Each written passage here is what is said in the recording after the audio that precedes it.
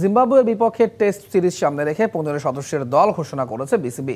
Workload বিবেচনায় বিশ্রামে রাখা হয়েছে তাসকিন আহমেদকে। প্রথমবারের মতো সাদা পোশাকের দলে ডাক পেয়েছেন তানজিম সাকিব। দলে অধিনায়ক হিসেবে আছেন নাজমুল হোসেন শান্ত। তার ডেপুটি করা হয়েছে মেহেদী হাসান মিরাজকে।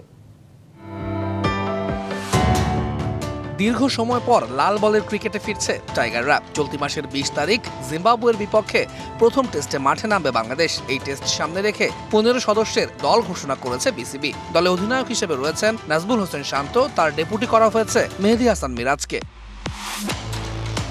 লঙ্গারো ভার্সনের ক্রিকেটে প্রথমবারের মতো ডাক পেয়েছেন পেসার তানজিম সাকিব। সাদা বলের ক্রিকেটে 28 ম্যাচ খেললেও এখনো টেস্টে অভিষেকের অপেক্ষায় তিনি। সামনে আরো বেশ কিছু টেস্ট সিরিজ থাকায় বিশ্রামে রাখা হয়েছে পেসার তাসকিন আহমেদকে। মেডিকেল ইউনিট থেকে তাসকিনের ব্যাপারে আমাদেরকে স্পষ্ট করে জানিয়ে দেওয়া হয়েছে যে এই সিরিজে তাকে যেন বিবেচনায় না রাখা হয়, কারণ সামনে আমাদের অনেক খেলা আছে।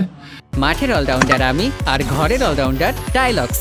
টাইলক্স টয়লেট ক্লিনার, ক্লিন মানেই টাইলক্স। দেশের মাঠে খেলা হলেও 15 জনের স্কোয়াডই ঘোষণা করেছে বিসিবি। তার কারণটাও ব্যাখ্যা করলেন প্রধান নির্বাচক। একজন বাটি ওপেনার, মিডল অর্ডারে একটা কোশ্চেন রাখা, স্পিন বোলিং একটা কোশ্চেন রাখা একজন খেলোয়াড়ের, এবং পেস বোলিং এর যদি 3 জন সিমার খেলে সেখানেও একজন বাড়তি পেস বোলার রাখার জন্যই আমাদের স্কোয়াডটা আমরা হোমে খেললেও 15 জনের রেখেছি।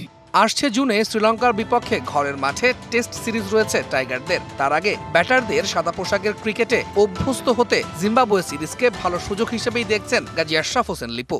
জিম্বাবুয়ে সিরিজে এই সমস্ত যে ভুল ত্রুটিগুলো আমরা করেছিলাম সেগুলোকে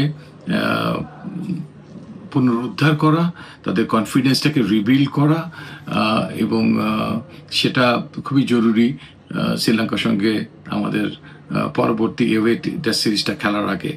ইনজুরি কাটিয়ে বিপিএল দিয়ে মাঠে ফিরেছেন পেসার এবাদত। তবে জাতীয় দলের জার্সিতে ফিরতে আরো সময় প্রয়োজন বলে জানিয়েছেন প্রধান নির্বাচক। তৌহিদুল ইসলাম, ডিবিসি নিউজ ডেস্ক।